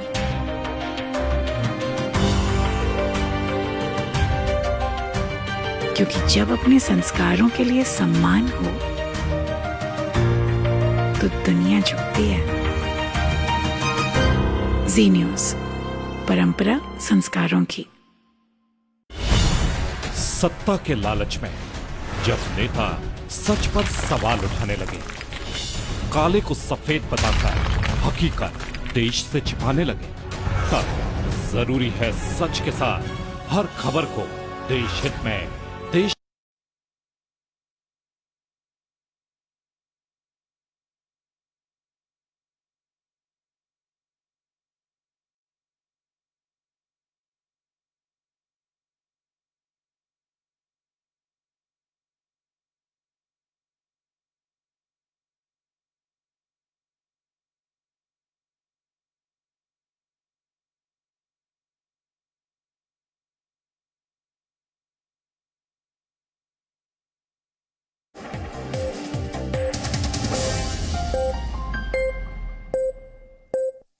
आगे बढ़ने से पहले आपको हम सुशांत सिंह राजपूत की मौत के मामले में एक और नया अपडेट देना चाहते हैं। इस मामले में आरोपी रिया चक्रवर्ती ने, आपको याद होगा थोड़ी देर पहले वो सांता क्रूज पुलिस स्टेशन गई थी। अब हमें पता चल गया है कि वो पुलिस स्टेशन क्यों गई थी। रिया चक्रवर्ती ने मुंबई पुलिस से सुरक्षा मांगी है और उनका तर्क यह है कि मीडिया उन्हें परेशान कर रहा है और मीडिया से उन्हें खतरा है, क्योंकि मीडिया के लोग, कुछ रिपोर्टर्स उनके घर में जबरदस्ती घुसने की कोशिश कर रहे हैं, उनकी बिल्डिंग में जो लिफ्ट है उसमें घुसने की कोशिश कर रहे हैं, बिल्डिंग में बिना इजाजत के प्रवेश कर रहे हैं। लेकिन ये बहुत दिलचस्प बात है कि आज रिया को ये मीडिया कितना बुरा लग रहा है और वो ये कह रही हैं कि ये मीडिया उन्हें परेशान कर रहा है। लेकिन कल जब रिया इसी मीडिया को इंटरव्यू दे रही थी तब उन्हें ऐसे किसी खतरे का एहसास नहीं हो रहा था। जब इसी मीडिया का इस्तेमाल अपने पक्ष में सहानुभूति पैदा करने के लिए कर रही थी तब यही मीडिया उन्हें अच्छा लग रहा था। आज जब रिया सीबीआई के गेस्ट हाउस पहुंची पूछताछ के लिए तो उन्होंने मीडिया को देखकर कैसे प्रतिक्रिया दी थी ये भी आपको आज देखना चाहिए।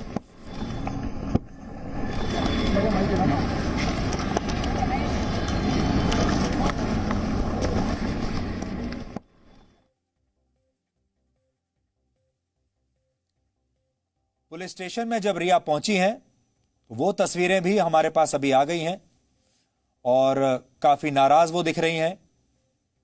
पुलिस से कह रही हैं कि मुझे इस मीडिया से बचाओ, मीडिया के खिलाफ शिकायत कर रही हैं और कह रही हैं कि मेरी मर्जी के बिना जो रिपोर्टर्स हैं वो मेरी बिल्डिंग में घुसने की कोशिश कर रहे हैं, मेरी मर्जी के बिना मेरे घर आ रहे हैं, मेरा पीछा कर रहे हैं और मुझे परेशान कर रहे हैं, इसलिए उन्हें सुरक्षा चाहिए।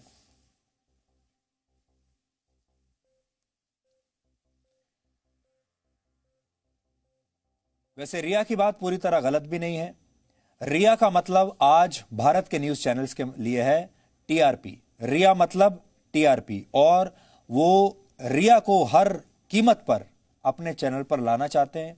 इसलिए नहीं कि उन्हें रिया से कोई सहानुभूति है, इसलिए क्योंकि उन्हें ऐसा लगता है कि रिया से उन्हें टीआरपी मिलेगी। और इसके बारे में हम चर्चा कर चुके हैं कि कैसे सुशांत सिंह राजपूत का जो पूरा मामला है अब एक टीआरपी लेने का एक मसालेदार खबर बन गई है, जिससे हर चैनल फायदा उठाना चाहता है और इसी के पीछे सब लोग लगे हुए हैं।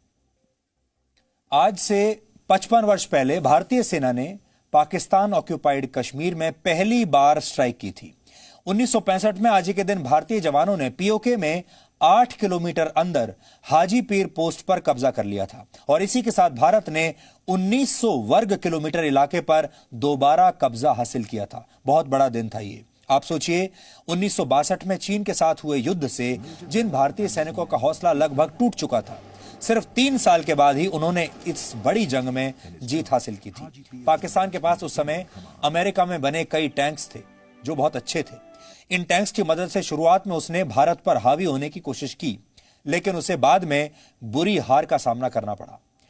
1965 के युद्ध के बाद पूरी दुनिया में भारत की एक नई पहचान बनी। उस समय टाइम मैगजीन ने लिखा था कि भारत अब दुनिया में नई ताकत बनकर उभर रहा है। भारत और पाकिस्तान के बीच ये युद्ध तब 17 दिनों तक चला था। इन 17 दिनों में ही भारत की सेना लाहौर तक पहुंच गई थी। यह युद्ध पाकिस्तान की कई शर्मनाक हारों में से एक है। इस युद्ध की कई गाथाएं सैन्य इतिहास में स्वर्ण अक्षरों में लिखी गई हैं, जिसमें से एक है हाजी पीर पोस्ट की जीत। 1965 में आज ही के दिन भारतीय सेना ने इस पर कब्जा करके पाकिस्तान को चौंका दिया था। आज हमने एक रिपोर्ट तैयार की है जिसके जरिए हम आपको इस युद्ध की कहानी बताना चाहते हैं। हो सकता है आज की जो युवा पीढ़ी है उसने इस युद्ध के बारे में ना सुना हो, तो उन्हें आज इस रिपोर्ट के जरिए इस युद्ध के बारे में हम बताना चाहते हैं कि 1965 में यह कितना शानदार दिन था।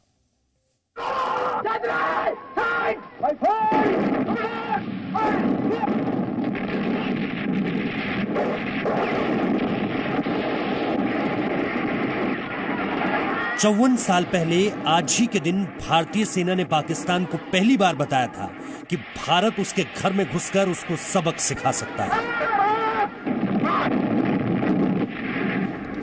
1965 में आज ही के दिन भारत ने पाकिस्तान के जबड़े से 1920 वर्ग किलोमीटर का वो क्षेत्र छीन लिया था जो सामरिक नजरिए से युद्ध का रुख पहले ही भारत की ओर मोड़ चुका था। 1965 की भारत पाकिस्तान जंग में 28 अगस्त वो तारीख थी जब भारतीय सेना ने पीओके में 8 किलोमीटर अंदर जाकर हाजी पीर पोस्ट पर कब्जा कर लिया था। यह भारत की ओर से पाकिस्तान के कब्जाए कश्मीर में सर्जिकल नहीं, सीधी स्ट्राइक थी। भारत की ओर से इस जंग की आधिकारिक घोषणा 6 सितंबर को की गई थी, लेकिन रणनीतिक तौर पर हाजी पीर पहुंचकर उससे पहले ही भारतीय सेना मोहरे बिछा चुकी थी।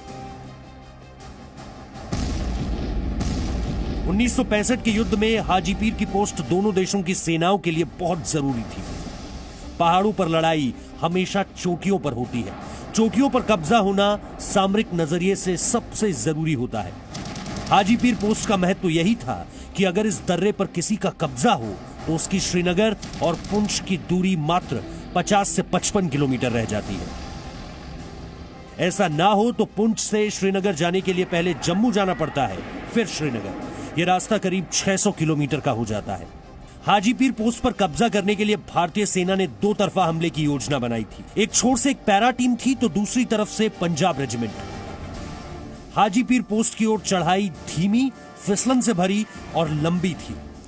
सिर्फ रात के अंधेरे में ही वहां तक पहुंचा जा सकता था, क्योंकि दिन होने पर चोटी पर बैठे पाकिस्तानी सैनिक बड़ी आसानी से भारतीय सैनिकों को निशाना बना सकते थे। उस वक्त तेज बारिश हो रही थी। लेकिन सुबह तक चोटी पर पहुंचना ही मेजर रंजीत सिंह दयाल का मकसद था, जो एक पैरा के सैनिकों को लीड करते हुए बढ़ रहे थे। भारतीय सैनिकों में दुश्मनों को धूल चटाने और भारत पर धोखे से हमला करने वाले पाकिस्तान को सबक सिखाने का ऐसा जज्बा था कि सिले हुए शक्करपारे और बिस्किट खाकर भी उन्होंने हाजीपीर पहुंचकर देश को बड़ी सौगात दी थी। एक और ब्रिगेडियर अरविंद सिंह की टीम को परनाला की ढलानों पर कब्जा करना था, जिसके बाद अगली टीम का काम हाजीपीर पोस्ट पर धावा बोलना था। पहले 2 हमलों में नाकामयाबी मिली, लेकिन तीसरा हमला कामयाब रहा। हाजीपीर पर हमला सेना की किसी और टुकड़ी को करना था, लेकिन मेजर दयाल ने उनकी टीम के लिए हाजीपीर पोस्ट पर हमला करने की इजाजत मांगी। उनके सामने 1500 फीट की लगभग सीधी चढ़ाई थी, लेकिन जैसे ही अनुमति मिली, मेजर दयाल के सैनिकों ने ऊपर चढ़ना शुरू कर दिया था। लक्ष्य बस जीत था। खराब मौसम युद्ध के नजरिए से कठिन होता है, क्योंकि इसमें दोनों ही पक्षों को बहुत मुश्किलें आती हैं। लेकिन भारतीय सेना ने इसका फायदा उठाया और जबरदस्त आक्रमण करके पोस्ट के बचाव में मौजूद पाकिस्तानी सैनिकों को चौंका दिया। डीआर मनकेकर ने अपनी किताब 22 फेटफुल डेज में लिखा है कि दयाल और उनके सैनिक सुबह 4:30 बजे हाजीपीर जाने वाली सड़क पर पहुंच गए थे। उन्होंने अपने सैनिकों को 2 घंटे का विश्राम दिया और फिर ऊपर चढ़ना शुरू किया। जब वो सुबह 8 बजे चोटी पर पहुंचे, तब तक पाकिस्तानी सैनिक भारी गोला बारूद छोड़कर वहां से भाग चुके थे। अपने पीछे वो इतना खाना छोड़ गए थे जिससे 1000 लोगों को 1 महीने तक खाना खिलाया जा सकता था। हाजीपीर पहुंचने के बाद अपनी मौजूदगी को पक्का करने के लिए भारतीय सेना ने आसपास का जायजा लिया तो पाकिस्तानी सैनिकों के ठिकाने नजर आए। इनमें बड़ी संख्या में वो मौजूद थे, लेकिन हाजीपीर पोस्ट किसी भी हाल में हाथ से जाने नहीं देनी थी। भारतीय सेना की उस टुकड़ी में 65 सैनिक थे, लेकिन फिर भी वो पाकिस्तानी सैनिकों पर भारी पड़े। इस हमले में 23 भारतीय सैनिक शहीद हो गए थे, लेकिन हाजीपीर पर पूरा नियंत्रण पाया जा चुका था। इस शानदार उपलब्धि के लिए मेजर रंजीत दयाल और ब्रिगेडियर जोरू बख्शी को महावीर चक्र से सम्मानित किया गया।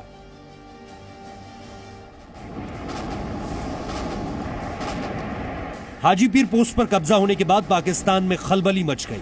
उस वक्त पाकिस्तान की जिब्राल्टर फोर्स के लोग भारतीय कश्मीर में घुसे हुए थे। हाजीपीर पर भारतीय सेना की मौजूदगी की वजह से वो वहीं फंस कर रह गए। उन्हें पाकिस्तान लौटने का रास्ता नहीं मिला। 23 सितंबर 1965 को पाकिस्तान की हार के बाद खत्म हुए इस युद्ध में उसे पता चल गया कि वो चाहकर भी भारत के आगे टिक नहीं सकता। ब्यूरो रिपोर्ट, जी मीडिया।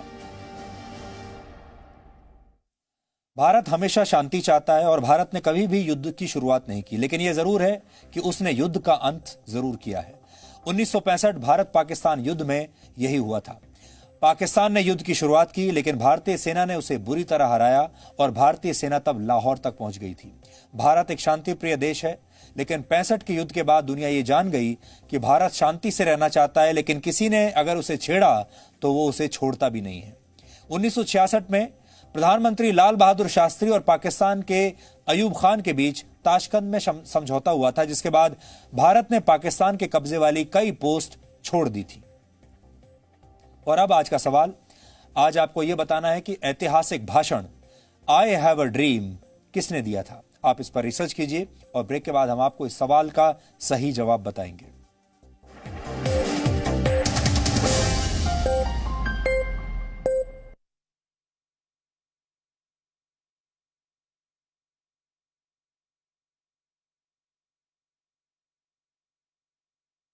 अरे बहू, पूजा की थाली। परिवार की आशाएं बेड़ियां बनेंगी या पंख, चुनना आपको है। समय की धड़कन नहीं बदलती, समय के साथ हम बदलते हैं।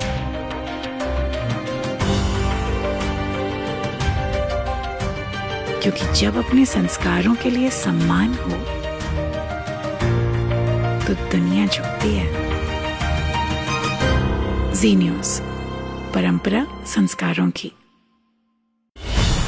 सत्ता के लालच में जब नेता सच पर सवाल उठाने लगे, काले को सफेद बताकर हकीकत देश से छिपाने लगे, तब जरूरी है सच के साथ हर खबर को देश हित में देश के सामने रखना। देश हित सिर्फ जी न्यूज पर।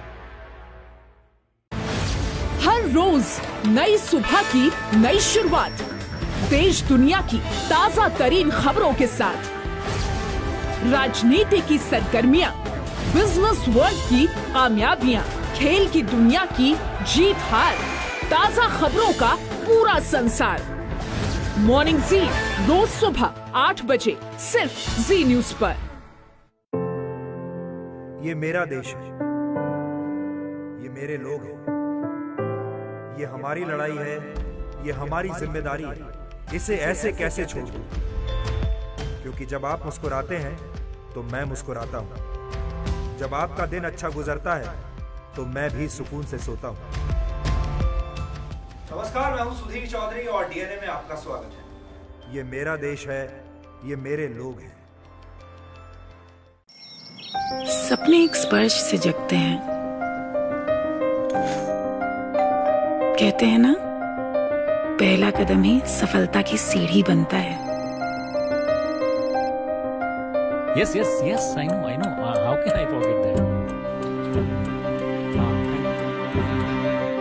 अरे दिव्या, कितना टाइम लगेगा यार?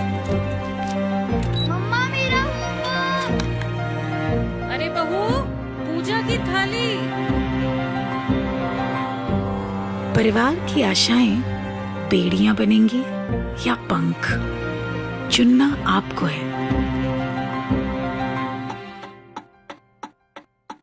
समय की धड़कन नहीं बदलती, समय के साथ हम बदलते हैं।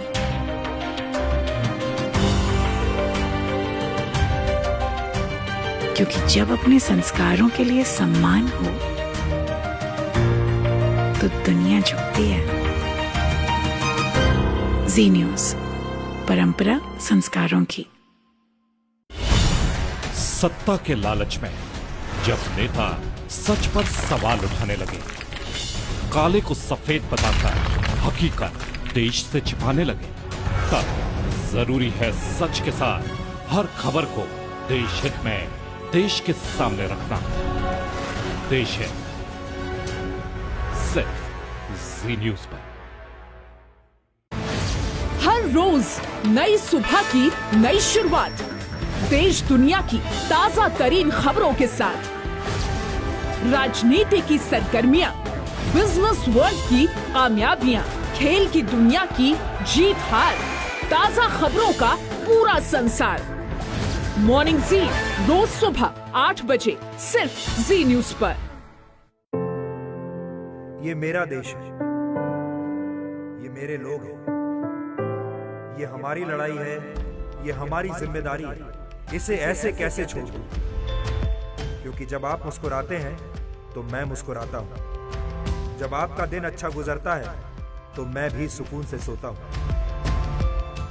नमस्कार, मैं हूं सुधीर चौधरी और डीएनए में आपका स्वागत है।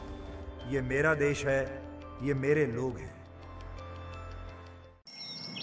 सपने एक स्पर्श से जगते हैं। कहते हैं ना, पहला कदम ही सफलता की सीढ़ी बनता है। Yes, yes, yes. I know. How can I forget that? अरे दिव्या, कितना टाइम लगेगा यार? मम्मा मेरा होमवर्क। अरे बहू, पूजा की थाली। परिवार की आशाएं बेड़ियां बनेंगी या पंख, चुनना आपको है। समय की धड़कन नहीं बदलती, समय के साथ हम बदलते हैं।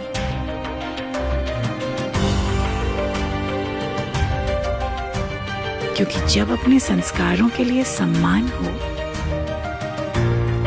तो दुनिया झुकती है। जी न्यूज, परंपरा संस्कारों की। सत्ता के लालच में जब नेता सच पर सवाल उठाने लगे, काले को सफेद बताकर हकीकत देश से छिपाने लगे, तब जरूरी है सच के साथ हर खबर को देश हित में देश के सामने रखना। देश हित सिर्फ जी न्यूज पर। हर रोज नई सुबह की नई शुरुआत, देश दुनिया की ताजा तरीन खबरों के साथ, राजनीति की सरगर्मियां, बिजनेस वर्ल्ड की कामयाबियां, खेल की दुनिया की जीत हार, ताजा खबरों का पूरा संसार। मॉर्निंग जी रोज सुबह 8 बजे सिर्फ जी न्यूज पर। ये मेरा देश है, ये मेरे लोग हैं, ये हमारी लड़ाई है, ये हमारी जिम्मेदारी है। इसे ऐसे कैसे छोड़ दूं? क्योंकि जब आप मुस्कुराते हैं तो मैं मुस्कुराता हूं। जब आपका दिन अच्छा गुजरता है तो मैं भी सुकून से सोता हूं। नमस्कार, मैं हूं सुधीर चौधरी और डीएनए में आपका स्वागत है। ये मेरा देश है, ये मेरे लोग हैं।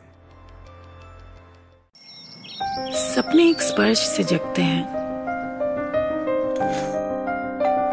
कहते हैं ना, पहला कदम ही सफलता की सीढ़ी बनता है। Yes, yes, yes. I know, I know. How can I forget that?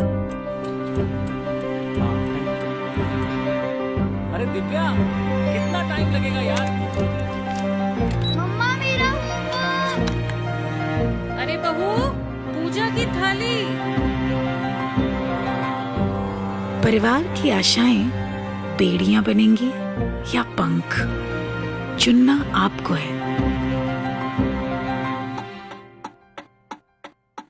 समय की धड़कन नहीं बदलती, समय के साथ हम बदलते हैं।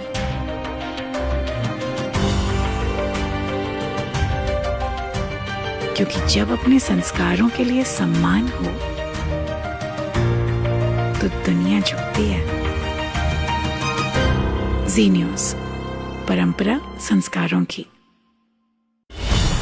सत्ता के लालच में जब नेता सच पर सवाल उठाने लगे, काले को सफेद बताकर हकीकत देश से छिपाने लगे, तब जरूरी है सच के साथ हर खबर को देश हित में देश के सामने रखना। देश हित सिर्फ जी न्यूज पर। हर रोज नई सुबह की नई शुरुआत, देश दुनिया की ताजा तरीन खबरों के साथ, राजनीति की सरगर्मियां, बिजनेस वर्ल्ड की कामयाबियां, खेल की दुनिया की जीत हार, ताजा खबरों का पूरा संसार। मॉर्निंग जी रोज सुबह 8 बजे सिर्फ जी न्यूज पर। ये मेरा देश है, ये मेरे लोग हैं, ये हमारी लड़ाई है, ये हमारी जिम्मेदारी है। इसे ऐसे कैसे छोड़ दूं? क्योंकि जब आप मुस्कुराते हैं तो मैं मुस्कुराता हूं। जब आपका दिन अच्छा गुजरता है तो मैं भी सुकून से सोता हूं। नमस्कार, मैं हूं सुधीर चौधरी और डीएनए में आपका स्वागत है। ये मेरा देश है, ये मेरे लोग हैं। सपने एक स्पर्श से जगते हैं। कहते हैं ना, पहला कदम ही सफलता की सीढ़ी बनता है।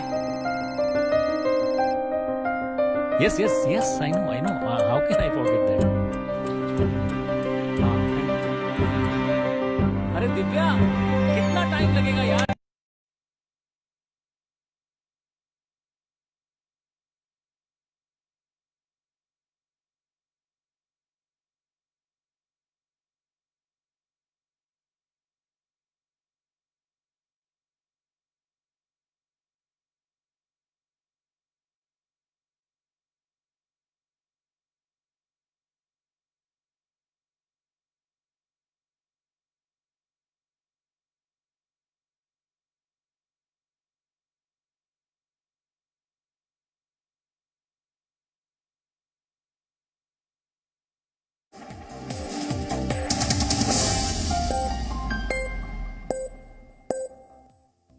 अब देखते हैं कि आज के इतिहास में क्या लिखा है।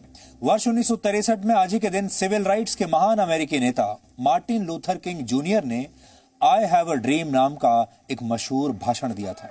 वॉशिंगटन डीसी के लिंकन मेमोरियल पर इस भाषण को सुनने के लिए 2 लाख लोग उस जमाने में इकट्ठा हुए थे। इस भाषण में रंग भेद को मिटाकर एक स्वस्थ समाज बनाने का आह्वान किया गया था। नस्लीय भेदभाव के खिलाफ अहिंसक लड़ाई लड़ने के लिए वर्ष 1964 में मार्टिन लूथर किंग जूनियर को नोबेल शांति पुरस्कार से सम्मानित किया गया था और उन्हें अमेरिका का महात्मा गांधी भी कहा जाता है। वर्ष 1959 में Martin Luther king junior Bharat भी आए थे और उन्होंने अपनी भारत यात्रा को अहिंसा धाम की तीर्थ यात्रा बताया था। और जैसा कि हम आपको पहले बता चुके हैं, वर्ष 1965 में भारत और पाकिस्तान के बीच हुए युद्ध के दौरान आज ही के दिन भारतीय सेना ने पाकिस्तान ऑक्यूपाइड कश्मीर में हाजी पीर पोस्ट पर कब्जा कर लिया था। ये एक बहुत बड़ी सफलता थी और भारत के लिए हाजी पीर पोस्ट बहुत महत्वपूर्ण थी। हाजी पीर का इलाका करीब 1920 स्क्वायर किलोमीटर में फैला हुआ है और सामरिक दृष्टि से ये भारत के लिए बहुत अहम है। लेकिन सबसे बड़ा दुर्भाग्य ये है कि बाद में हाजी पीर पोस्ट पाकिस्तान को वापस सौंप दी गई। अमेरिका के फार्मासिस्ट कैलब ब्रैथम ने वर्ष 1898 में आज ही के दिन सॉफ्ट ड्रिंक का आविष्कार किया था। उन्होंने न्यू बर्न में एक ड्रग कंपनी शुरू की थी और कार्बोनेटेड वाटर, चीनी, पेप्सिन और कोला नट एक्सट्रैक्ट को मिलाकर एक नया ड्रिंक तैयार किया था जिसको नाम दिया गया ब्रैड्स ड्रिंक। तब इसका आविष्कार पाचन की एक दवा के तौर पर किया गया था, लेकिन बाद में लोग इसे कोल्ड ड्रिंक की तरह पीने लगे। प्रसिद्ध उर्दू शायर और लेखक फिराक गोरखपुरी का जन्म आज ही के दिन वर्ष 1896 में गोरखपुर में हुआ था। उनका असली नाम रघुपति सहाय था। अपनी युवा अवस्था में इंडियन सिविल सर्विस को छोड़कर फिराक गोरखपुरी ने भारतीय स्वतंत्रता संग्राम में शामिल होने का फैसला लिया था। फिराक गोरखपुरी महात्मा गांधी के साथ असहयोग आंदोलन में शामिल हुए, जिसके बाद उन्हें 18 महीनों तक जेल में रहना पड़ा। फिराक गोरखपुरी की रचना गोले नगमा के लिए उन्हें ज्ञानपीठ पुरस्कार से सम्मानित किया गया था। और वर्ष 1928 में आज ही के दिन मशहूर सितार वादक उस्ताद विलायत खान का जन्म अविभाजित पूर्वीय बंगाल में हुआ था। 8 वर्ष की उम्र में पहली बार विलायत खान के सितार वादन की रिकॉर्डिंग हुई थी। उन्होंने पंडित रविशंकर और उस्ताद अली अकबर खान के साथ मिलकर भारतीय शास्त्रीय संगीत को विदेशों में पहचान दिलाई। उस्ताद विलायत खान ने ही सांझ, सारावली, कलावंती और राग मांड भैरव की रचना की थी। तो डीएनए में आज इतना ही। अब आपसे हमारी मुलाकात होगी कल रात 9 बजे। तब तक आप खुश रहिए, सुरक्षित रहिए, स्वस्थ रहिए और भारत के उन नेताओं से हमेशा सावधान रहिए जो एक तरफ बाजारों को, शॉपिंग मॉल्स को, दफ्तरों को, बसों को और ट्रेन्स को शुरू करना चाहते हैं, लेकिन दूसरी तरफ छात्रों के इम्तिहान को रोकना चाहते हैं। भारत के छात्रों को उनके भविष्य पर हो रही इस राजनीति से सावधान रहना चाहिए। नमस्कार।